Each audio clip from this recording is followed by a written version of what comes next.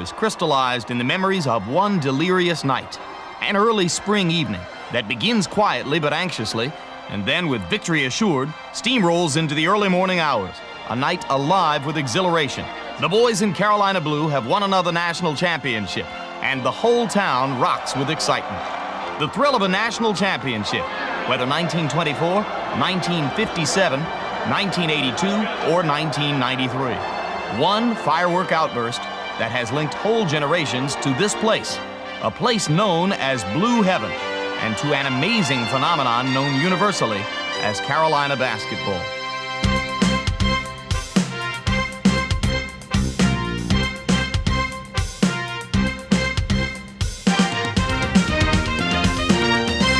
The Yakety-Yak announced, basketball adds a new branch to athletics at Carolina and bids fair to become one of the most important. With that prophetic proclamation, the 1911 squad went out and won its first game on January 27, 1911, whipping Virginia Christian 42-21. The Tar Heels' first coach was Nat Cartmel, a two-time Olympic track star who coached track most of the time and basketball with what was left.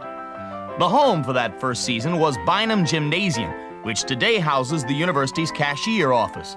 The floor was shoebox size. The showers usually cold.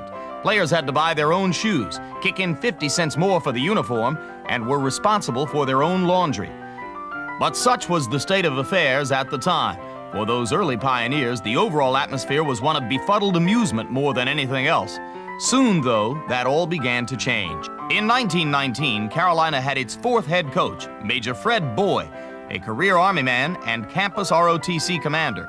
In his second and final season, Boy recorded UNC's first state championship. The 22 team played without a coach, but was captained by one Cartwright Carmichael, whose team won the first Southern Conference tournament. In 23, again without a coach, Carolina won the regular season Southern Conference championship behind Monk McDonald, a 12-letter winner in 3 sports. UNC's 15-1 record was its best ever, generating some excitement in the Chapel Hill air. The electricity was never sharper than on the evening of March 4, 1924. Down in Atlanta, Carolina had beaten Alabama 26-18, not only to win the Southern Conference tournament, but to cap a perfect 26-0 season. Chapel Hill erupted, celebrating its heroes, Cart Carmichael, UNC's first All-American in any sport, and Jack Spratt Cobb, who went on to finish his career as UNC's first 3-time All-American and the 1926 National Player of the Year. An Atlanta sports writer had called them the White Phantoms, and the name stuck. Their speed was likened to shadows or ghosts on defense. And that unblemished record was good enough for the Helms Foundation to crown UNC as college basketball's national champions. With that, the tradition of Carolina basketball was fully launched. The name Tar Heels made its first appearance on the jerseys in 1926, and rightly so. It was the first golden era of Tar Heel basketball. During that incredible decade of the 20s, home for UNC was the Indoor Athletic Activity Building. Built in 1923 at a cost of $54,000, the facility was an icebox in winter, an oven in summer. Named the Tin Can by students, it took players and fans of strong metal to play and watch any event here. They were freezing. The tin can was not heated, and they had to sit on benches and had 100-watt light bulbs underneath the seats trying to keep the players from freezing. And of course, you couldn't dress at the Tin Can. They had no dressing room. They had to dress at the baseball stadium, which was Emerson Field House. And of course, if it snowed or if it rained, you had to run from Emerson Field House down to the Tin Can. The Tin Can seemed the appropriate place to play during the economic struggles of the Great Depression. Despite the tough times, Carolina basketball continued to reap dividends. Starting in 1938, North Carolina home games were played in the sparkling new 5,000-seat Woolen Gymnasium, leaving the old Tin Can for track meets and social functions. Taking advantage of the new surroundings was Coach Walter Skidmore, UNC's 10th head man in just 26 seasons, who led the Tar Heels to a Southern Conference tournament crown in 1936. North Carolina's next Southern Conference championship, which came in 1940, also brought with it a new hero to Chapel Hill. George Glamock stood 6 feet 6 inches tall and weighed 200 pounds. His career would include 2 National Player of the Year awards and 2 All-America selections. Early in his athletic career, Glamock damaged his left eye while playing football. The injury left him completely blind in that eye for 6 months. Eventually, some of the vision returned. They called him the blind bomber. He had his marks on the floor. He could see the lines and know where he was, and he would start his hook shot without even looking at the basket. Glamock averaged more than 20 points per game during his career, an amazing feat considering average game scores at the time were usually in the 30s or 40s. Glamock led Carolina to a Southern Conference Tournament championship in 1940, a regular season title in 41, and a first-ever invitation to the NCAA tournament, which had been created in 1939. With the outbreak of World War II, many professional and college sports suffered. Still, head coach Bill Lang won 2/3 of his games during the war years. A young naval lieutenant named Ben Carnevale took over in 1944. The following year, with the war over, thousands of GIs returned to school. Among them, one Horace A. McKinney. Having played at State before the war, McKinney returned with a year of eligibility left and decided to finish his college career with the Tar Heels. This 27-year-old teamed with All-America John Hook Dillon to rocket Carolina back into the national limelight. But John jumped away from you and hooked the ball over his head like this. And he'd hit it high up on that backboard and it'd just go, he could shoot it. Beautiful too. That was the only way that I could shoot a basketball. I didn't know to shoot any other way, and I didn't find out until I was at Chapel Hill that it was a hook shot. He was an amazing scorer, but it was all hook shot. If he was close, he wasn't much of a foul shooter. I tried to get him to shoot foul shots with a hook, but he wouldn't do it. McKinney and Dillon led the Tar Heels all the way to the NCAA Finals in New York's Madison Square Garden, where they faced Hank Iba's Oklahoma A&M team in their first official NCAA championship game. The 6'6" McKinney was considered a giant by his UNC teammates. So when the Carolina players first saw Bob Kurland, A&M's 7-foot center, in that championship game, they were truly impressed. I heard this roar while I was up in Madison Square Garden. I turned around and saw him dunking the basketball, which is something I'd never seen before. Even though I realized that he couldn't do it during the game, but it was unusual to see someone that could dunk a basketball. Carolina had a few tricks of its own. A&M may have had the 7-footer, but the Tar Heels had the hook. They took John to see Cardinal Spellman during that time we were up there, and when he came, we were rooming together. When we came back, John was all excited and put out his hand. He had great big hands. He said, "Bones, he blessed him. He blessed him." I said, "What do you mean he blessed him?" Well, he went through what Cardinal Spellman did. We got out there that night.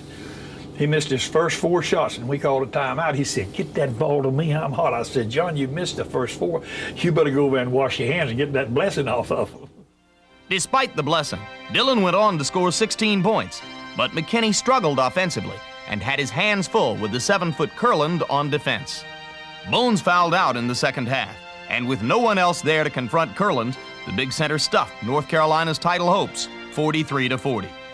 After that glorious season, Carnevale departed and was replaced by Tom Scott, who won 100 games in 6 seasons.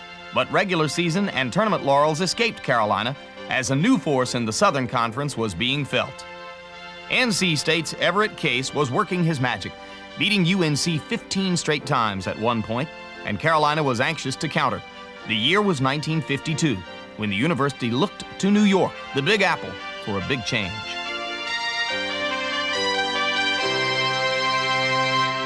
But the challenge is to go to another school and to start all over. Boy, you think it was easy going to Chapel Hill? I'm on top of the world at St. John's University, then getting beat for 2 years. Duke used to come over, the kids from Philly, Italian kids, while they were dribbling, they'd come over the bench. "How are we doing, coach?" I said, "Fine." I used to smile, because all I did went out and got better players. And so was born the Underground Railroad, with a curious blend of charm and brashness, humility and pride, and an incredible gift of gab. McGuire somehow managed to talk a bunch of Catholic kids from New York down to a land where Bible-toting Protestants abounded. I went to a Catholic high school here in New York, and at that time the brothers were a little bit reluctant to send transcripts to Southern schools, and they preferred to have us go to some of the local Catholic colleges. And Frank McGuire addressed that problem very neatly by suggesting to my parents that we were going to be missionaries going to North Carolina. We were going to convert all the Southern Baptists to Catholicism. With this foreign aid, McGuire added much-needed stability to the UNC program. In the first 42 years of Carolina basketball, there had been 13 different coaches. In the 42 years since, there have been 2. 1954 was a pivotal year for McGuire and Carolina. There was a new conference, with 8 schools leaving the old Southern Conference and forming the brand new Atlantic Coast Conference. This was the year, too, that the track schedule for the Underground Railroad grew very busy. Down to Chapel Hill came Bob Cunningham, Joe Quigg, Pete Brennan, and Tommy Kearns. The 4 Catholic boys joined up with Lenny Rosenbluth, a Jewish kid from the Bronx, to play for McGuire, a coach who didn't push X's and O's, but instead stressed the importance of playing with poise, playing instinctively, and playing together. By 1957, McGuire had a group of players who were truly his own, dominated by the nucleus of New Yorkers who simply refused to lose. They did have some close calls, like the one on February 5 at Maryland, down by 4 with 40 seconds left. And I told our kids, I said, now look, lose the game, if you lose the game, fine. No bad feelings about this. Just walk off the court. They have to play us back in Chapel Hill, you know. I was consoling them. They went out, I think Tommy Kearns stole the ball and somebody else stole the ball. We tied it, went overtime. In the shower, I walked in and just yelled at the fellas, and Rosenbluth said, only 17 more to go, coach, we'll win them all. That was a game that we clearly should have lost and didn't.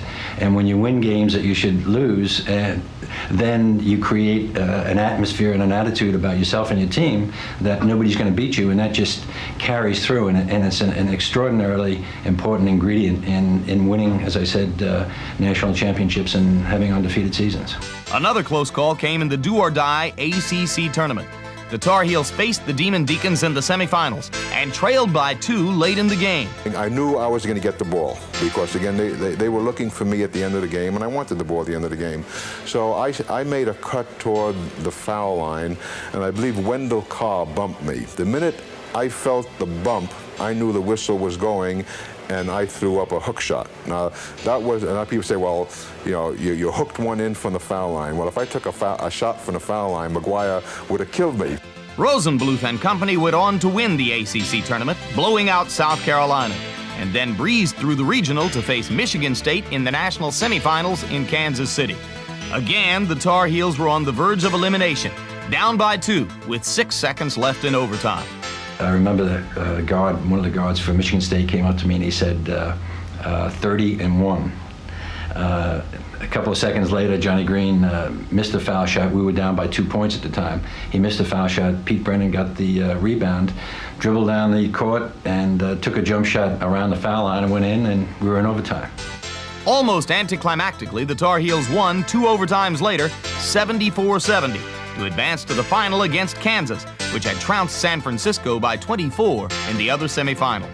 No one really gave the Tar Heels a chance, but McGuire had one psychological trick up his sleeve. With the Jayhawks' 7-foot giant Wilt Chamberlain waiting in the center jump circle, UNC's crafty coach sent the 5-foot 10-inch Kearns out for the opening tip. I had a meeting with the team the afternoon. I said, I don't think any of you fellas have to show up today. And I looked at Joe Quigg, and I said, Joe, are you afraid of Chamberlain? No. He said, no. I said, yeah, I don't know. I looked at Kearns. I said, you better not show up. Well, Tommy's hair stood up straight. I said, you jump against him. This is when that started. You're so smart, jump against him tonight. Bewildered, the Stilt went 5 minutes before scoring his first bucket. With the 6'8" Quigg fronting Chamberlain, UNC jumped out to a 29-22 halftime lead, holding the Jayhawks to a dismal 27% shooting. But like all great teams, Kansas stormed back in the second half, and Carolina's aggressive defense began to take its toll. Quigg was whistled for his 4th foul with more than 10 minutes to play, and Rosenbluth fouled out with 1:45 remaining in regulation. When Kearns knotted the game at 46, the game went to overtime. Each team managed only 2 points in the first overtime. Neither team scored in the second. A third overtime, UNC's 6th in 2 nights, would be needed. Down by 1 late in the third extra period, on what could have been Carolina's last possession, Joe Quigg drove the lane against Wilt the Stilt. The shot missed, but a Kansas player who came across to help defensively fouled Quigg with 6 seconds left. Timeout was called, not by Harp to ice Quigg, but by McGuire. And we're all jumping on Joe. Joe, come on. And McGuire tells Joe, when you make the first one, and back then it was 1-on-1, you missed the first one, that was it, because you knew Chamberlain is going to get the rebound. He just tells Joe, now when you make the first one, remember you got a second shot. When you make the second shot, you're 1 point ahead and you still got to play defense. Quigg drained both free throws, and on the final Kansas possession, he tipped away an entry pass to Wilt as Kearns grabbed the loose ball, launching it into the rafters as time expired. The next day, the tiny Raleigh-Durham airport was overwhelmed by more than 10,000 fans who had come to welcome home the national champions. And we were just a bunch of kids from New York, and we really, we knew we had won. We really didn't know what kind of an impact it had had. And we flew into the airport, and the pilot said that he had to make a couple of passes because there were 12 to 15,000 people who were there, and that was really that was the culmination of everything. These people just came out to the plane, and it was just an incredible experience. That 1957 team was indeed incredible, and despite the fact that teams win championships, this one had an acknowledged leader. Every once in a while, they'll put an old black and white film on TV and see some skinny guy running up and down the court and say, hey, did I do that? The first great Carolina player of the modern era, Lenny Rosenbluth, did all that and much more. Those 57 Tar Heels had been led by a young man who had played in only 7 high school games. A horrible hypochondriac, he went out and made every team he played against even sicker. At 6 feet 5 inches and 170 pounds, Rosie averaged 28 points his senior season, 27 for his career. The 1957 National Player of the Year, Rosenbluth still holds 9 school records, including an amazing 895 points in that one remarkable season. I guess I lived the ultimate dream, being an undefeated team, becoming All-American, which every basketball player from high school on tries to do, and becoming College Basketball Player of the Year. It's a dream come true for me.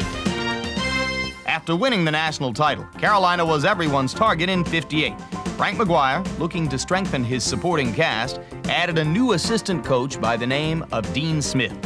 Dean was a handsome-looking young man, and he was Baptist. I had all the cats. I had to get a Baptist somewhere. In fact, I said to Chancellor, this boy I want to get is a Baptist. He said, oh, my, thank God, he said. I said, what? He said, the only thing that outnumbered the sparrows on here were the Baptists or something like that. Rosenbluth's graduation and injuries to several players kept this Carolina team from repeating the success of the season before. The '58 Tar Heels boasted another All-America in senior forward Pete Brennan, and they had their moments, winning the Dixie Classic. But in the end, the Heels couldn't overcome a serious injury to one of their star senior players. And our '58 team, I believe, would have repeated as national champions if Joe Quigg, our center, and kind of the glue that held all the personalities together, had not broken his leg. As the dawn of a new decade drew near, it was clear that the 50s had marked a complete turnaround in UNC's basketball fortunes. A big-name coach from New York had taken the Tar Heels to new heights, turning them into an Atlantic Coast Conference and national superpower. But after 5 ACC regular season titles, 1 ACC tournament crown, 1 national championship, McGuire decided to make the 1961 season his last at UNC and accepted an offer to coach the Philadelphia Warriors of the NBA.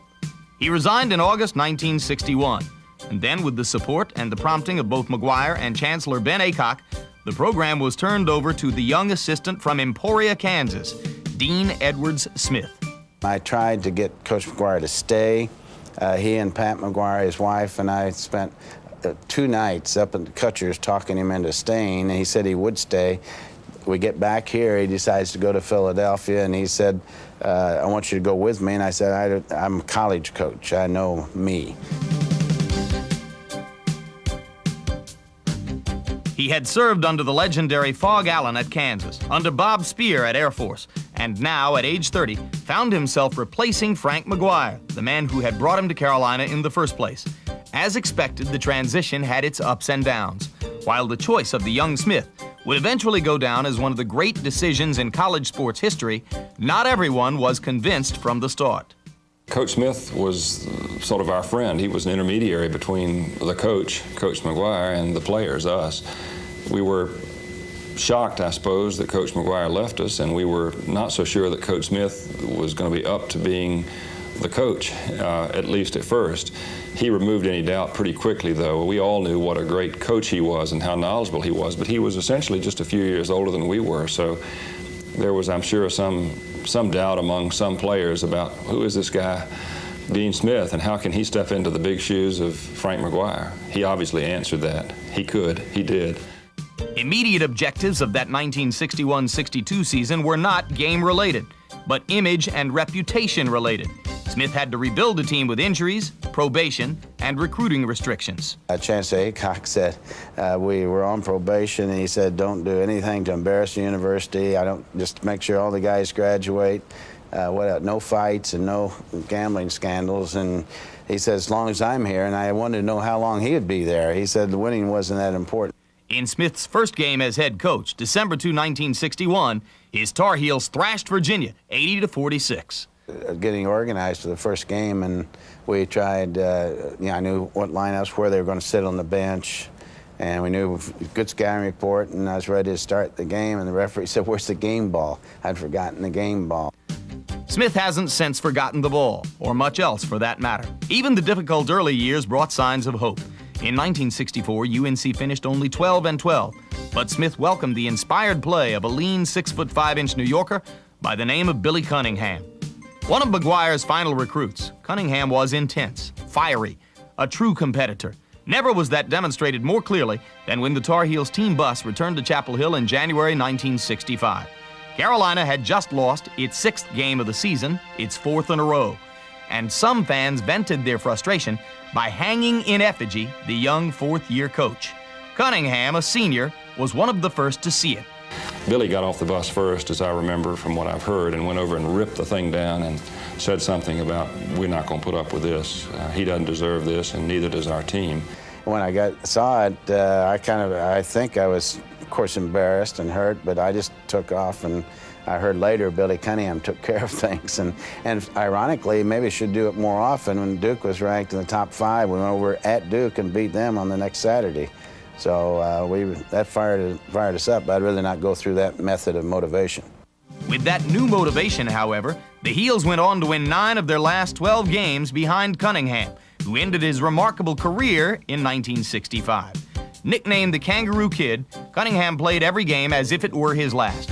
He averaged 25 points and 16 rebounds, won 3 ACC rebounding titles, 2 scoring crowns, was ACC Player of the Year in '65, and was twice named First-Team All-America. You know, his jumping ability, it was very extraordinary, but what made it even more spectacular to me, he could be from a standstill position. He didn't need a step, and he could explode up. As Cunningham's career ended, so too did the Woolen Gym era. Beginning in 1966, Tar Heel fans opened the book on Carmichael Auditorium, Carolina's original Blue Heaven. 8,800 fans could now enjoy Tar Heel basketball. And enjoy it they did, as Smith had begun to nab some of the nation's top high school talent. From Washington, D.C. came Bob Lewis, who picked UNC over 150 other schools. And from Pennsylvania came Larry Miller, Smith's first blue chip recruit. What a competitor, the heart that he had, and he came in with so much fanfare. I think it was difficult, but yet his freshman year, I think the freshman games were all sold out because of Larry Miller, and Larry did everything we expected him to do. He would rebound with big people. He won games. He knew how to win. Lewis and Miller, the L&M boys as they were known, helped open Carmichael Auditorium's glorious era on December 4, 1965, with a win over William & Mary. Later that season against Florida State, Lewis rang up 49 points, a record that still stands at Carolina. For the season, Miller averaged 21 points, and the team led the nation in field goal shooting.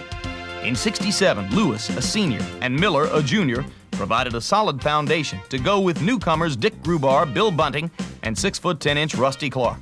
The first truly great team of the Smith era, the '67 Tar Heels finished 26-6, earned a number 3 final national ranking, and gave Smith his first ACC title, UNC's first in 10 years. The accomplishments of the '67 team carried over into the following year. especially with the addition of Charlie Scott, the school's first black scholarship athlete. They were a tough time. I knew it going in that I was going to be the first black athlete in the ACC at North Carolina, and that there were responsibilities.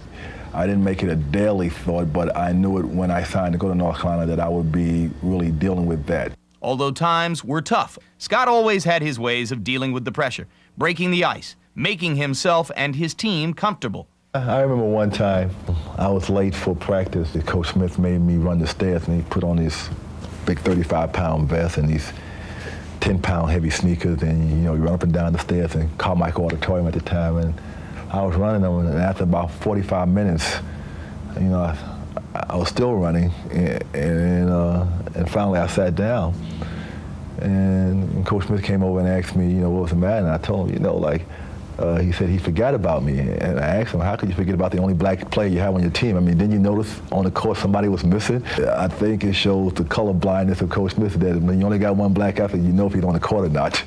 That may have been the only time Scott went unnoticed. His impact on the team and the league was immediate and outstanding. Charlie was the one player we had who could carry a team on his shoulder, as he did many times during his career, and because he was a level better athletically, maybe 2 levels better athletically than anybody else on the team. Charlie just came out and kind of took the game in his own hands and just controlled the whole game. I mean, there was nothing that anybody could do. Charlie was a special player, too. I think Charlie had probably, to that time, the most natural ability of any player that ever played in the ACC. With Scott picking up the slack for the departed Lewis, the '68 Tar Heels didn't miss a beat, going 28-4 and repeating as ACC champions behind Miller's second straight MVP performance. The 1968 season was capped off by the national championship matchup between Carolina and John Wooden's UCLA Bruins, led by the towering center Lou Alcindor. UCLA's win over the Tar Heels came in the midst of an incredible 12-year stretch in which the Bruins won 10 NCAA titles. Miller was gone in 1969, but behind the great senior class of Grubar, Clark, and Bunting, the Tar Heels were going for their 3rd straight ACC championship.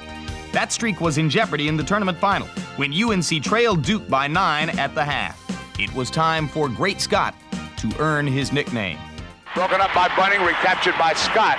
Here's his drive down, up for the shot. Oh, what a move! Charlie Scott finished with 40 points and was named tournament MVP. Scott was again called on in the East Regional Final against Davidson as the teams were tied late in the game. All right, over to Delaney. 8 seconds. They got to shoot pretty soon. Here's Delaney back to Scott. Charlie's at the circle, up for the shot, and it's good! And the ball game is over. North Carolina has won 87-85. Charlie Scott pumped it in there for the victory at the last second to give the Tar Heels an 87-85 victory. Phenomenal Charlie Scott, the great Scott. He did it again. That dramatic finish capped an incredible string, one that may never be duplicated again. 3 straight regular season conference championships, 3 straight ACC tournament titles, 3 straight Eastern Regional championships. The new decade brought some pleasant surprises to Carolina basketball. Most who were in the know felt the 71 team would finish near the bottom of the ACC. As is often the case, the experts weren't even close. The highlight of that surprising season came on January 4, when a familiar face returned to Chapel Hill. Frank McGuire brought his latest collection of New Yorkers from Columbia, South Carolina to Carmichael. Roach, Riker, Owens, and the rest of the Gamecocks were ranked 2nd in the nation, but led by a scrappy sophomore point guard named George Carl, UNC shocked South Carolina 79-64. The 71 Tar Heels surprised everyone and captured the ACC regular season championship. But a heartbreaking loss to McGuire's Gamecocks in the final of the ACC tournament kept these Heels out of the NCAA tournament. So as McGuire's New Yorkers went on to the NCAA, Dean Smith took his team to New York to play in the NIT. In the Big Apple, Carolina beat future Hall of Famer Julius Erving and his Massachusetts team, then rolled over Providence and Duke before smashing Georgia Tech 84-66 for the NIT title. Fitting, too, in the Big Apple that New York City native Bill Chamberlain scored 34 points in the championship game and was named the tournament's most valuable player. I didn't feel like an MVP. I felt like we had a great team victory, and we did have a great team victory. But the guys hoisted me up on their shoulders, and I was at home, and my parents were there, so it was nice. There would be more surprises in '72. For the only time in his tenure, Smith went looking for top talent in the junior college ranks. He found a Greensboro, North Carolina native, 6'9" Bob McAdoo, who had just led Vincennes Junior College to the National Junior College Championship. A standard line heard at the time was, "We know what Coach Smith will do, but what will McAdoo?" Everyone soon found out as the Tar Heels fought their way to a 26-5 record, an ACC regular season and tournament championship, and another trip to the Final Four. McAdoo was a great player. That was the best team that I played on at North Carolina, team that got to the Final Four. There was a significant rule change the following season as freshmen were again eligible to play, and one young New York recruit showed signs of making great contributions to the Tar Heel program. His tenacity and work ethic paved a career that left him second on Carolina's all-time rebounding list. Mitch really gave us a lot. He gave us a size inside, not just rebounding, which was really one of his strengths, but his offense. He was very strong under the boards and could put the ball back in. Bobby Jones himself continued to make his mark as the ultimate all-around role player for the Tar Heels. Kupchak credits Jones with making a profound impact on the way he played. But nobody really covered the court and ran like Bobby Jones did. And a lot of times I was matched up against him in practice, and I'd have to run with him. Big guys are normally kinds of guys that were the last guys up and down the court. Jones, an inspirational player to Kupchak and the rest of the team, was most inspired, oddly enough, not after a win, but after the Heels bowed out of the '73 ACC tournament. I remember walking off the court, and everybody was disappointed, including Coach Smith. And Coach Smith stopped me before we got to the locker room, and he said to me, "Bobby, I just want to tell you, I appreciate the way you played today."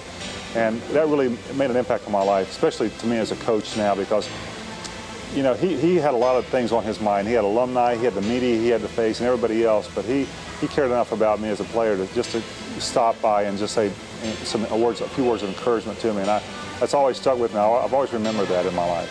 As the '74 season rolled around, more freshmen began following Mitch Kupchak's lead, making their own impact from day one. This time it was a kid from Pineville, North Carolina, who had such a smooth, silky jump shot that most simply called him Sweet D. He may have been a relatively unknown freshman at first, but for what he accomplished on March 2, 1974, he would be remembered forever. Carmichael Auditorium was virtually silent as the Tar Heels trailed arch-rival Duke by 8 points with only 17 seconds to play. But Smith calmed his troops, and when Bobby Jones sank both ends of a 1-and-1 to trim the Blue Devil lead to 6, it looked as though another of Smith's last-minute scripts was about to unfold. But, you know, he was so, methodical, in the way he ran that last minute of the game, that we never really had time to think about we're going to lose this game. And it was like, okay, we're down by 8, 17 seconds left. Bobby, make these 2 free throws. After you make the free throws, steal the inbounds pass, score a bucket, call timeout. So we did it. After a Carolina timeout, Walter Davis stole the inbounds attempt and fed a wide-open John Kuster to reduce the margin to 4. Another turnover resulted in a Bobby Jones rebound basket, and the Heels were now within 2. Smith used another timeout. 6 seconds remaining. As Duke put the ball in play, the Tar Heels immediately fouled Pete Kramer. Sent to the line for a 1-and-1, the usually accurate Kramer missed the front end, and Ed Stahl grabbed the rebound. Carolina immediately used its last timeout. Kupchak will make the long front court pass. Gets it to Walter Davis. 2-1. Walter takes the shot. It goes! The game is stopped! Unbelievable! And I think we could got him maybe a 20-footer, and when I saw where he was, I wasn't happy with that until it went in, and then way to go, Walter. I took 2 or 3 dribbles because I caught the ball at half court, just try to shorten it as much as I could. That's not my normal shot to bank it from facing the goal, so it was very lucky. I think the next day in practice, Coach Smith wanted to see if I could make it, and I shot an air ball. The Heels went on to win in overtime 96-92. Preserving the most incredible comeback in the history of college basketball. When you play for Dean Smith, he's got you convinced, you don't think about losing. You don't. Aside from the unbelievable comeback win over Duke, the '74 season served as an important landmark. Never again has a North Carolina basketball team been left out of NCAA tournament play. Another freshman had Carolina fans anticipating the next round ball campaign in 1975. 300-plus recruiters had stalked this Rocky Mount, North Carolina native. But Phil Ford, an incredibly energetic and talented point guard, chose to stay home and attend Carolina. some coaches were promising me that if I went to their school that I'd be the starting guard and the ball would be in my hands for 4 years and they were going to build their team around me. And Coach Smith didn't even promise me I'd play varsity. He told me I may have to play JV. And the more I thought about that, and that really appealed to my mom, the honesty. While that was a defining moment for Ford, his coach points to a different one, the squad's annual mile run, a preseason challenge that gave Smith a good idea of what the talented rookie had inside. In that mile run, we were counting down. To get out of sprints, he had to do under 5 minutes on the mile. And he heard the count, 4:56, 4:50. And he goes diving across on cinders to make his time in a meaningless mile run. And I didn't even shake hands. I just walked away, and I forget whether it's Bill Guthridge or John Lotz. I said, "Gentlemen, we have a player." Bill Ford went on to become the consummate college point guard, shooter, assist man, floor general. He also has the distinction of becoming the first freshman under Dean Smith to start his first game in a Carolina uniform. He was the best guard that I had ever played with. He did things on the basketball floor as a freshman when when you first saw the first 360, I had not seen that move at all. And he was doing it coming full speed, and it was the prettiest move that I've ever seen in basketball. Smith used Ford's talents most effectively at the helm of the offense that had now become a household word. The four corners, or Ford corners as many referred to it at this time. It had been part of Smith's arsenal for years, but nobody ever ran it like Phil Ford. Sometimes as a speeding bullet, sometimes as a spinning top, Ford did what Smith told him to do, often taking over games in the process. Led by Ford, the 75 team finished second in the ACC, but began to peak at just the right time. In what may still be the most exciting ACC tournament ever played, the Tar Heels nipped Wake Forest and Clemson, both in overtime, to advance to the final, where they would face defending national champion North Carolina State. Ford and his teammates ran the four corners to perfection, topping David Thompson and the defending champions 70-66, to cap a tournament in which the widest margin of victory had been 6 points, and an average margin was just 3. And to sweeten the experience, Ford was the first freshman to be named tournament MVP. Expectations were high for the next season. Captained by Bill Chambers, Dave Hanners, and Mitch Kupchak, who was named ACC Player of the Year, the Tar Heels captured the regular season title with an 11-1 mark, winning every conference game away from home. Unfortunately, an upset loss to Virginia in the ACC final and a first-round NCAA tournament loss to Alabama led to a frustrating early exit for the Tar Heels. But no one would have to wait 8 more months for Tar Heel hoops, as attention now turned to basketball at the Summer Olympic Games in Montreal, where a Tar Heel version of the old red, white, and blue took on the world. Team USA looked an awful lot like Team UNC. Walter Davis, Tom Lagarde, Mitch Kupchak, Phil Ford, assistant coach Bill Guthridge, head coach Dean Smith were all there. Questioned by some for having so many of his own and ACC players on the team, Smith quieted his critics by sweeping the competition. 6 straight wins, and the Carolina contingent had earned its weight in gold. That was one of the greatest experiences of my life. I think the older I get, the more it means to have been an Olympian, to be associated with the Olympic team, to have been and lived in the Olympic Village, and just the atmosphere is just really something unbelievable. And the fact that Coach Smith took 12 different personalities and blended them to one thing, the only thing that we had on our mind was winning a gold medal. After conquering the world, Coach Smith and his Tar Heels turned their attention to conquering the ACC. There's no question the 1977 team rode the momentum of its Summer Olympic success on to a first-place regular season finish. But it was no easy task, as Tommy Lagarde was lost for the year at mid-season. And that's why that year is so special to all of us associated with it. To have Tommy Lagarde, your first-team All-American, go down in February with a knee injury and be out for the rest of the season, I thought that's the end of this team. It got worse before it got better. In the semis of the ACC tournament against North Carolina State, Walter Davis broke his finger, sending UNC's sharpshooter to the sideline to join Lagarde. The thing that really hurt was when Dr. Taft tried to drain it. I let out a couple yells and came back out, and the team was still in there, and my best friend Phil Ford was crying a little bit. Coach Smith had a couple tears in his eyes, and Of course, I was crying too. I never went through any pain like that. And Coach Smith said, I know we're going to win now. It's no problem. Looking more like a MASH unit than a basketball team in the final, the Tar Heels got an emotional lift when Smith sent Davis into the game in the second half of a tense finale.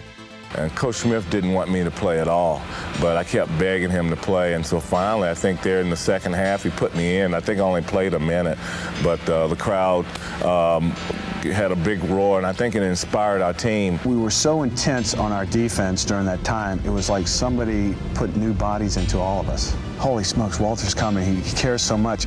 Everybody just picked it up another notch. A surprising star on a team suddenly full of them, senior John Kuester earned MVP honors with his gutty-inspired play throughout the tournament. In the NCAA tournament, UNC edged Purdue, Notre Dame, and Kentucky to gain yet another trip to the Final Four.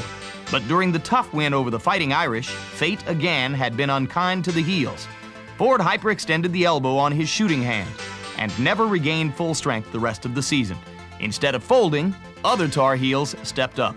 One of those was Kuester, who frustrated Kentucky with his four-corner ball handling and second-half free throw shooting to down the Wildcats and take the regional crown. Thus, the Heels returned to the Final Four for the first time in 5 years, and they accomplished it amazingly with injuries to 3 of their starters. You think of Tommy's knee and Walter's finger and my elbow, but that's part of the game. I think in order to win national championships, you have to be good, of course, but I think you also have to be lucky and you have to be healthy. If you do those 3 things, you've got a great shot at it. 1 out of 3 almost got it done at the '77 Final Four in Atlanta. The Heels were good, but lucky and healthy they were not. Among the very good was freshman Mike O'Corin, who scored 31 points in a fast-paced 84-83 win over UNLV's Runnin' Rebels in the national semifinal. To see him play like that was just unbelievable. I mean, he played so hard, and he left so much out on the court that he actually collapsed in the dressing room after the game. Carolina suffered a disappointing loss in the final, but the '77 Tar Heels will go down as one of the most courageous groups in Carolina history.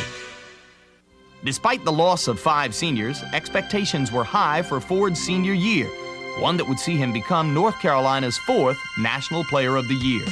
Bill Ford had provided 4 dizzying, electrifying years, leaving as the school's all-time leading assist man and leading scorer, the latter a record he still holds. The memories of his talent and hustle are many, yet there is one that lingers best. February 25, 1978, that final game in Carmichael against Duke for the regular season crown. At center court before the game, the ovation was long and loud. There was Ford, trying to fight back the tears. And then, at game time, he exploded, his incredible individual effort toppling the Blue Devils. To Virgil. Virgil from 15 feet. Would not go. Wolf tapping outside to Ford. Ford from 23 feet. 2! Ford seemingly couldn't miss, finishing with a career-high 34 points. There he was after his final free throw sealed the win, turning and breaking down the floor, rejoicing in the moment.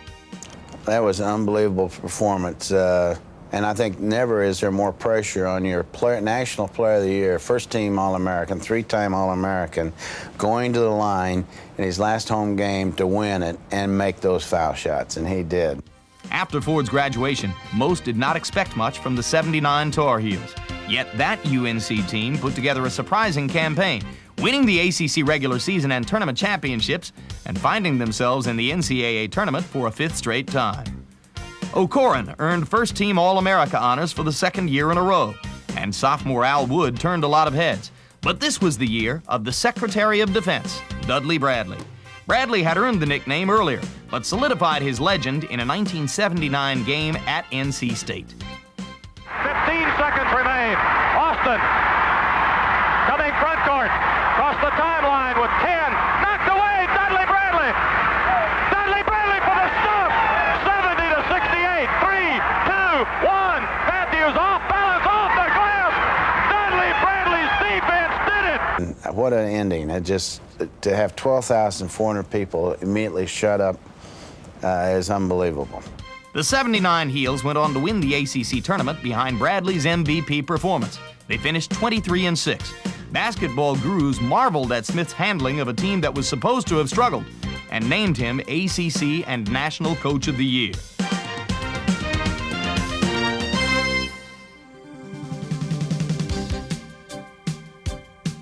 begin a new decade, Smith pulled a familiar ploy, turning to his 5 seniors to keep UNC going in the right direction. Highlighting the season was the scrappy play of O'Corin, who was voted first-team All-America for the 3rd consecutive season. Jeff Wolf had a shining moment of his own with back-to-back dunks on Virginia's Ralph Sampson. With a 96-71 thrashing of rival Duke in the final game of the regular season, the Tar Heels finished tied for second in the conference. And by finishing 21-8, they preserved a string of 10 straight seasons with 20 or more victories. The 81 Tar Heel team continued another familiar Smith trend, tapping into the best talent New York had to offer. Freshman Sam Perkins and Matt Doherty joined James Worthy, senior Al Wood, and another New Yorker, Jimmy Black. The Tar Heels won their 9th ACC tournament championship with a pair of narrow victories, and Perkins became only the 2nd freshman to be named tournament MVP. Despite being sent to the West Regional, Carolina knocked off Pitt, Utah, and Kansas State to qualify for its 2nd Final Four in 5 years. The site was Philadelphia, the Heels' semifinal opponent, Ralph Sampson and Virginia. The Cavaliers had beaten UNC twice in the regular season, but this time the Wahoos ran into an unconscious Al Wood, whose 39 points still ranks as the most points ever scored in an NCAA semifinal. I have very few times in following Carolina ever felt like there was electricity in the building. But that night at the Spectrum in Philadelphia, I mean, there was really electricity in the air. I think Al could have gone outside in the parking lot and made it, thrown it back in the building, had gone in that night. After the euphoria of the 78-65 semifinal win over Virginia, there was little left in a 63-50 loss to Indiana in the championship game. Was there disappointment? Yes. But out of that loss and experience, the 1982 team found its heart, its soul, and its purpose. If you've been to the finals and failed to win and you're mad leaving, like the 81 team was, they weren't celebrating. You know, because Al did graduate, and we didn't know we had a guy named Jordan coming in that would do what he did. But what we did was we said we dedicated to let's come get back again and win it all. And that was the battle cry throughout the 81-82 season, so I think that certainly helped. 5 new faces arrived on campus for the 81-82 campaign. All quickly adopted the Tar Heel dream. Included in that lot was a kid from Wilmington, North Carolina, who listed among his favorite movies Superman, Superman 2, and who wanted a shot at professional basketball after graduation. Mike Jordan, as the UNC media guide listed him, was simply a freshman, but his ever-present competitive spirit made him an important element in the magic of 1982. Just came in with a clear mind and, ready to play basketball. Do what coach asked me to and, trying to fit in just, where he wanted me to. Led by senior point guard Jimmy Black, this group of Tar Heels was tabbed #1 in the preseason and made good on that lofty ranking by winning their first 13 games. But after 2 losses in the next 5, the mission seemed to be derailed when the seniors called a team meeting back at the dorm. We just decided not to allow the external factors to, enter into the team locker room, or, we knew we had a challenge, and we just didn't want a whole lot of distractions, because a lot of times that can, get you off the path that you're on. I think anytime you have a meeting like that, there's a certain connection, a bond that goes through all the team, and when you have 14 guys committed to the same cause, you can overcome a lot of things. By the time the ACC race drew to a close, Carolina had won 12, lost 2, and was regular season champion. Wins over Georgia Tech and State in the ACC tournament meant one more showdown with old nemesis Ralph Sampson and Virginia. The Tar Heels' 47-45 victory gave them their 2nd straight and 10th ACC championship overall. At 27-2, this team was coming to grips with making its dream a reality. I can remember Coach Eddie Fogler saying, right after we had won the tournament, everybody was cutting down the nets, and he came up to me in particular and said, well, that's not really the net I want. After a close call against James Madison in the NCAA tournament opener, the Tar Heels reeled off solid wins over Alabama and Villanova to reach the 2nd straight Final Four. The Hakeem Olajuwon Clyde Drexler-led fraternity of Phi Slamma Jamma from Houston provided a stiff challenge in the semis. But Perkins took center stage in a convincing win over the Cougars, and Carolina was back in the national final. There, the Tar Heels' big game experience proved crucial. Georgetown's Patrick Ewing tried to intimidate early, swatting away every Tar Heel shot that dared to go close to the hoop. But this team wouldn't allow itself to be intimidated or denied, especially Worthy, who muscled his way to a career-high 28 points. In the second half, he had 2 dunks on Sleepy Floyd, I think, that after the game I said, James, what was Sleepy thinking? Sleepy's 6'2", 6'3", trying to go up and dunk James's, breakaway. And James, nobody's going to block that. And James said, and he's real low-key. James says, I don't know, he tried to do that to me in high school, too. And I asked him what were the results. He said, they were the same. Despite Worthy's efforts, this incredible 40-minute drama came down to the final seconds and the final possession. When Carolina called time with 32 seconds left, the Tar Heels trailed by 1. I knew Coach Thompson was in the zone, and I knew he'd stay in the zone, just don't let Worthy beat us. I'm sure that's what he's saying. Or Perkins, but mainly Worthy, because John was a Worthy fan. And with that in mind, we had a little play we called 2, which I thought would happen right away, where we do look inside, but we can throw back across the zone and to the 2 guard, and in this case would be Michael.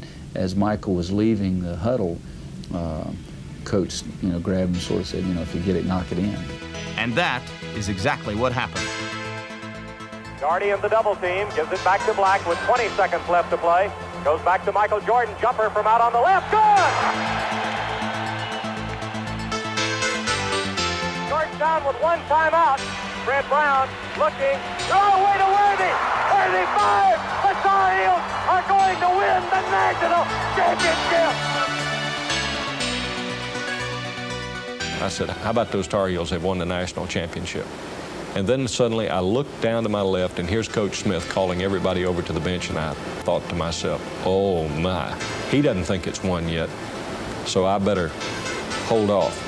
Worthy missed both free throws, but Georgetown's desperation shot wasn't close. 63-62.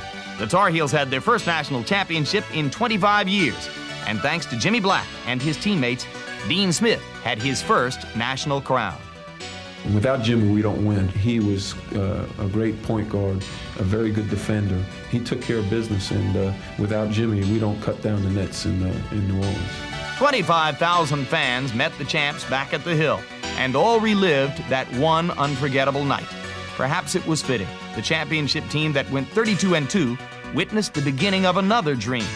Less than 3 weeks after the victory over Georgetown, Carolina officials held a groundbreaking for a new arena, a new blue heaven that would soon become the hallowed home of UNC's growing number of championship banners for years to come.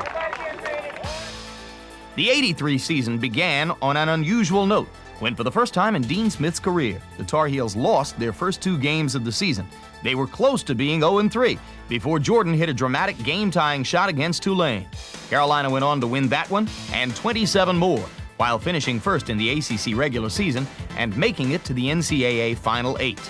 Another classic Jordan memory came against Lefty Drizel's Maryland Terrapins, or actually, against Lefty's son Chuck. Carolina led by 1 with seconds to go when Michael made a play for the ages. Drizel drives the baseline, it's blocked. Ball's out of bounds, there's no time left on the clock. Still another gem in the Jordan collection came when number 2 ranked Virginia visited Carmichael on February 10, 1983. The Heels trailed the Sampson-led Cavaliers by 16 with 8 minutes 43 seconds to play. I just remember Coach Smith saying on the bench, and he said it a couple times, wouldn't it be fun to win this game? It was fun, as the Carmichael crowd, perhaps the loudest ever in the historic building, helped to rattle the Cavaliers. The UVA lead was down to 3, and the rest was the Michael Jordan show. And out, tip is good. Michael Jordan. It's a 1-point lead. Michael Jordan now with 14 points. Virginia leads by 1 with 1 minute to play. Michael Jordan, remember, has 4 fouls on him. He's playing very aggressively. There's a steal. Jordan takes it away from Carlisle. Bam! And the Tar Heels go in front with 50 seconds to play. 64-63, and Carmichael just erupted. Unbelievable. Michael Jordan is so quick. And I remember running in the locker room and saying, Michael, I said, that was Superman, like 2 separate words. And then I realized what I said. I just called him Superman. In '84, with the addition of a talented freshman class to go with Perkins, Doherty, Jordan, Brad Dougherty, and Steve Hale, many expected the Tar Heels to contend again for the national championship. It certainly looked that way, as the Heels won their first 21 games. But Carolina's fortunes ran sour on January 29 against LSU, when point guard Kenny Smith went down with a broken wrist. UNC still went on to a 28-3 overall record and an unblemished mark in the conference, preserved by Matt Doherty's heroics in the final home game. Wolf gets the ball into Matt Doherty. Clock's at 6, 5. Matt Doherty coming quickly front court. Stops, shoots, scores! 1 second left to play. The game has gone into overtime. The Tar Heels went on to win in double overtime. Carolina finished the season ranked number 1, and then the individual accolades began to roll in. Sam Perkins was named first-team All-America for the 3rd straight year and joined Jack Cobb, Bill Ford, and Mike O'Koren as the only Tar Heels in that exclusive club. And oh yes, number 23. He was again named National Player of the Year. With that award, the UNC junior decided to take his game and the NBA to another level. I never got the experience to give my senior speech or show my leadership as captain on the team. But, all those I missed. But, I got to look back on 3 good years that I had, and I really enjoyed it, and I don't think it's anything can replace it.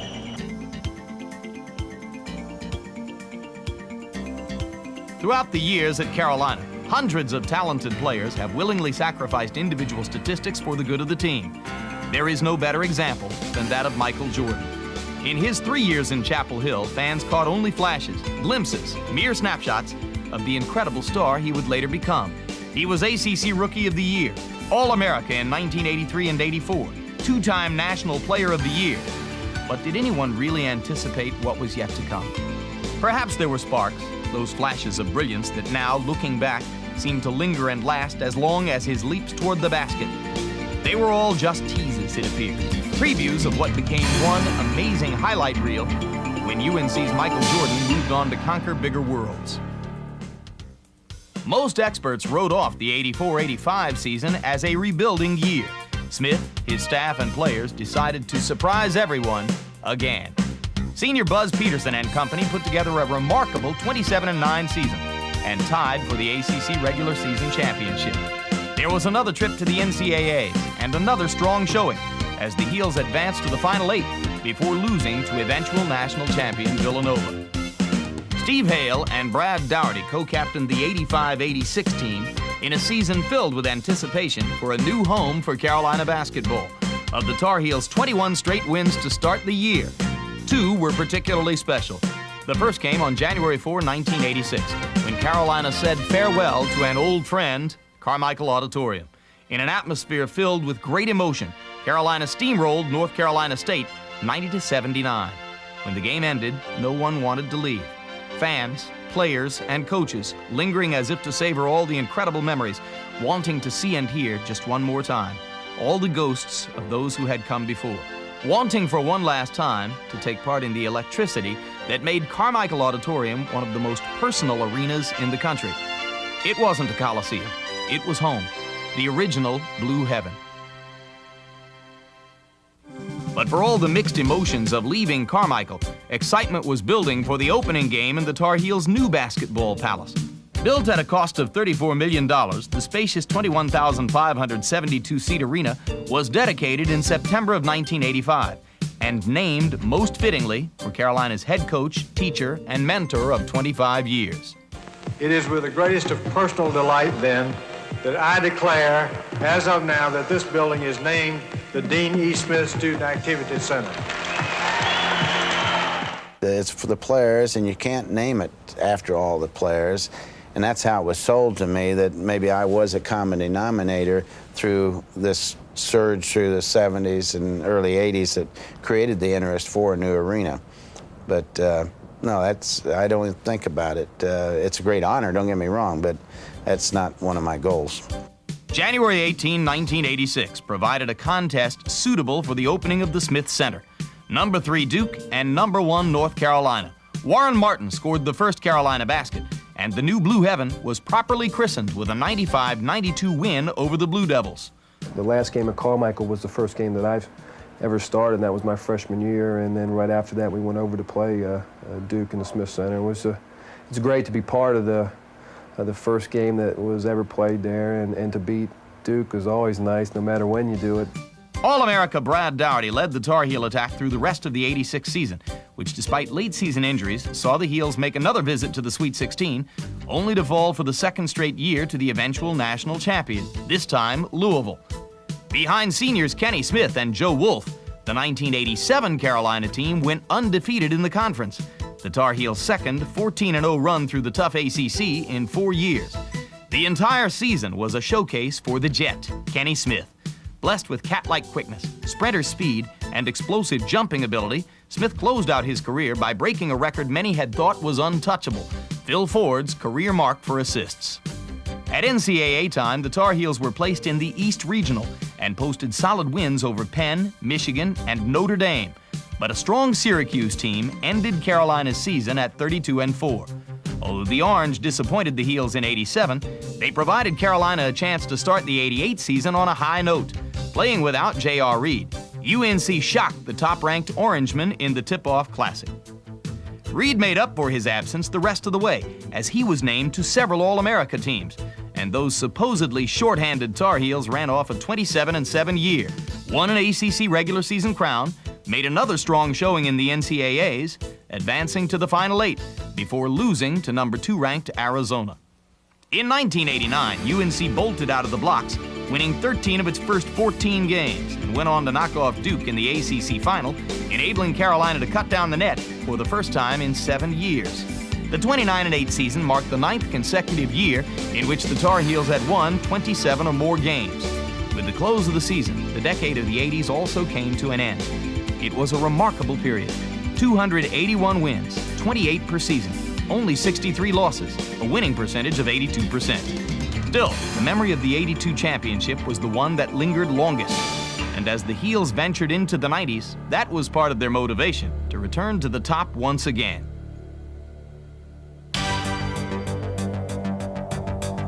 Even during a disappointing 21-13 season to start the decade of the 90s, North Carolina captured the attention of the nation, scoring a big upset over top-ranked Oklahoma, preserving an amazing streak of 10 straight years of having made it to at least the NCAA round of 16. The play was not designed for me to initially take the game-winning shot, but the way it unfolded, Hubert had to pass the ball across because of a trapping defense, and I just got tunnel vision, went to the basket, and at the point where I shot it, it was almost after I let it go, everything just went blank.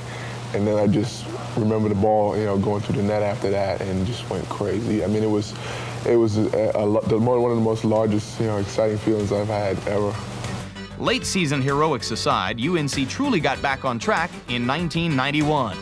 Senior captains Pete Chilcutt, Rick Fox, and King Rice led a team that introduced what many were calling the greatest recruiting class of all time. This curious mix of young and old made the 1991 season a memorable one. It was during this season that UNC moved past Kentucky to become the winningest program in college basketball history. And it was a year in which the Tar Heels registered their 21st straight 20-win season. Another of this team's best moments came in the 1991 ACC final. The Heels were matched against arch-rival Duke, which had beaten Carolina twice during the regular season. 10 minutes into the first half, Carolina had the Blue Devils on the ropes. 10 minutes into the second half, the Heels had Duke through the ropes. Final score, 96-74, a 22-point revenge. The win was Smith's 11th tournament championship in his 30 years at Carolina, and propelled the Tar Heels to their 17th consecutive NCAA tournament, and eventually the school's 10th Final Four. Once there, destiny threw the Heels a curve. The semifinal opponent was Kansas, Smith's home and alma mater, and coaching the Jayhawks, Smith's former assistant, Roy Williams. We were so delighted to get there, and then also to meet Coach Williams' Kansas team. He'd helped recruit Rick, our seniors, and King and that group, and so it was strange playing that. This time, student bested teacher 79-73. Who would have guessed that just 2 years later the same story would be repeated, but with a different ending? In 1992, there was a whole season's worth of memories in just 1 week. The first one came on February 5 when the top-ranked defending national champion Duke team came to town. This game was exactly what a rivalry game is supposed to be, as both teams left it all on the floor, especially Eric Montross, who was forced to leave the game twice because of cuts to his head. But Montross and his mates would not be denied, and for the first time in Smith Center history, a sea of Carolina blue swept the floor. Emotionally drained, the Heels came out flat against Wake Forest and trailed by 20 with 15 minutes to play. But Hubert Davis, hitting sweet jumpers just like his Uncle Walter used to, lit it up with 23 second-half points to get Carolina back into the game. With time running out, Brian Reese missed a jumper, but followed his own shot to complete a remarkable comeback. This team went on to finish 23-10 and gain another appearance in the Sweet 16. As the 1993 season approached, there were those who thought UNC's next championship run was still a year away, but George Lynch and his fellow seniors begged to differ. UNC won its first 8 games before traveling to Honolulu to play in the star-studded Rainbow Classic. The semifinal offered an early season classic, Michigan's Fab Five sophomores against North Carolina's Fab Five juniors. The game had postseason atmosphere and intensity throughout before Donald Williams gave the Heels a 1-point lead with very little time left.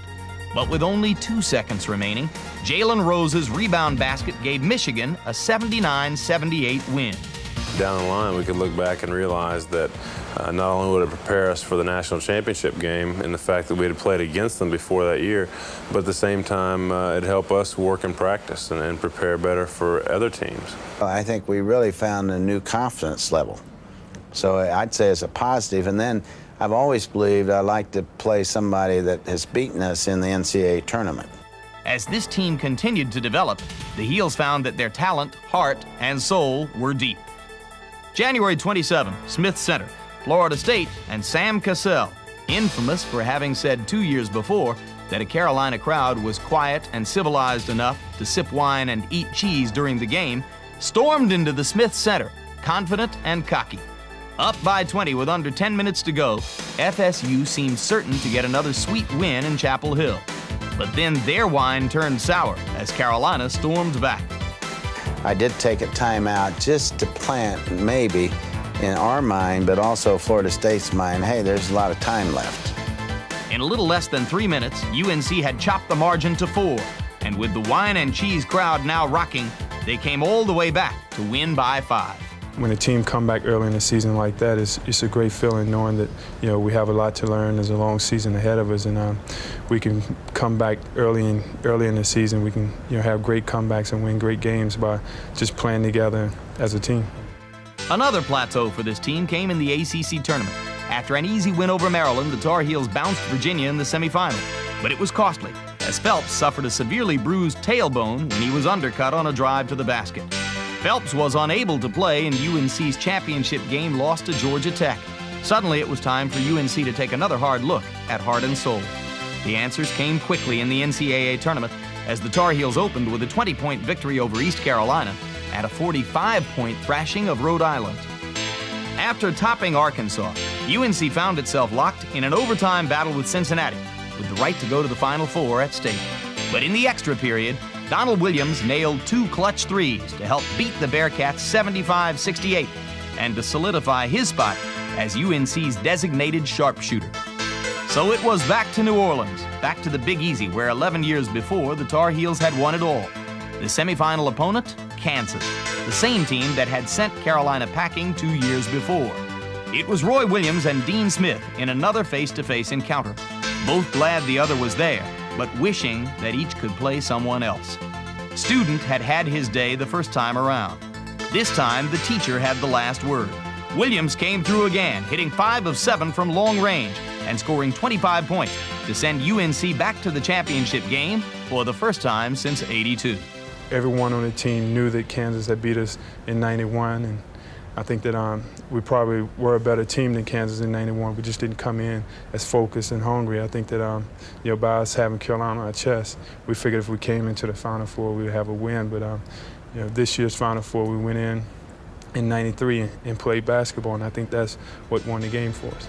As North Carolina prepared for its 7th appearance in an NCAA final game, Coach Williams quickly went from Carolina opponent to Carolina fan.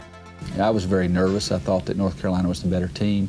Eddie Fogler and I had talked, and I had said from January on I thought North Carolina was the best team in the country. But again, the best team doesn't always win. April 5, time for final answers. Carolina up by 5. Then Michigan by 10 when Smith switched to a matchup zone. The move worked as the Tar Heels took a 42-36 halftime lead. In the second half, Carolina would substitute freely, but despite the fresh bodies, Michigan held a 4-point lead with 6 minutes to go. Donald Williams kept knocking in rainmakers, though. hitting his 5th three-pointer of the game to pull the Tar Heels within 1 at 67-66. Then a quick Carolina surge, and the Heels led 70-67. The lead went to 5 when Montross followed a Michigan turnover with a crushing slam. The Heels were up 5 with about a minute to go. The Wolverines, refusing to quit, whittled the lead to 1 with very little time left. In the ensuing madness, Sullivan was fouled and went to the line with 20 seconds left. He hit 1 free throw, but missed the second. Rebounded by Weber. Michigan out of timeout. And Weber, front court, Carolina thought he'd travel with it. Weber, front court, Carolina with foul. He takes the timeout. They're out of timeout.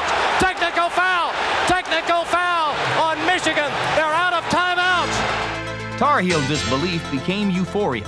Somewhere, Freddie Brown of Georgetown must have been watching and shaking his head. 11 years before, James Worthy took his pass and dribbled away to bring the Heels a national championship. Now Donald Williams used a couple of dribbles at the line to nail 2 free throws and ensure Carolina and Dean Smith of another title. While the Heels mobbed one another on the Superdome floor, Franklin Street was a sea of delirious fans. It was 1993, but it could have been 1924, 1957, or 1982. Whole generations linked to one amazing night when time itself seems to stand still, and when one game, one celebration will be remembered for a lifetime. While those on Franklin Street continued to dance, sing, and make memories, an emotionally spent team finally drifted from the court to its dressing room, where a message on a locker room chalkboard said it all quite simply. Congratulations, great team. No practice tomorrow. I was just joking around. I'd gotten into the dressing, get out of there early, and I didn't have anything else to do. And I was excited we weren't having practice. No, but it's just the kind of thing that Coach would do. And, congratulations from Coach Smith is like 10 congratulations from someone else. And it really made us feel good. A simple message that encompassed an entire season and underscored what these boys in Carolina Blue had done. They had forever captured a dream. For the new national champions, coming home may have been the best part. Now they could see and hear. They could understand the impact of what they had done. And fitting, too, that the celebration which had rocked Franklin Street the night before was now in the Smith Center. Appropriate for 2 reasons. First, for the man from Kansas, who had given his entire adult life to this game and to this university. Some of his achievements: 2-time NCAA national champion, member Naismith Basketball Hall of Fame, 2nd winningest coach in Division I men's basketball history, winningest active coach, most appearances and victories in NCAA tournament history, most ACC tournament championships, and so on and so forth. And yet, if the man from Emporia, Kansas could pick his most cherished memory, he would be most proud of the nearly 100% graduation rate of his 190-plus basketball letterman. I'm probably as proud about playing at North Carolina as a player as much as I'm proud of the program because of the people it's produced. And it's produced not only great basketball players, but it's produced great doctors and great lawyers. And a lot of the friends of the Carolina program now are extremely successful, not only in basketball, but throughout life. Phil Ford said, you know what? We're seeing something that will never, ever happen again in history. Think about it. How many other coaches in the history of college basketball will coach 30-plus years? And how many people could possibly turn out the people that come out of his basketball program? I don't think we'll ever see his like again in the history of the game. And for the second reason to be in the Smith Center, all one had to do was simply look up and find the jerseys, a roll call of Carolina's greatest, those who helped to put pride, love, life into this thing called Carolina basketball. 13 names who made enough memories to drive a tradition and last a lifetime. And the rest? The 460 plus who have played this game since 1911 and who have earned the monogram NC. They too poured the foundation and helped to create this phenomenon. So many who have not only fulfilled their own dreams on and off the court, but the dreams of entire generations of Tar Heel fans around the world. And the best part of being on Franklin Street, in the Smith Center, somewhere in Chapel Hill, or wherever you may find your own blue heaven, it's eternal. And that means there is still so much more to come.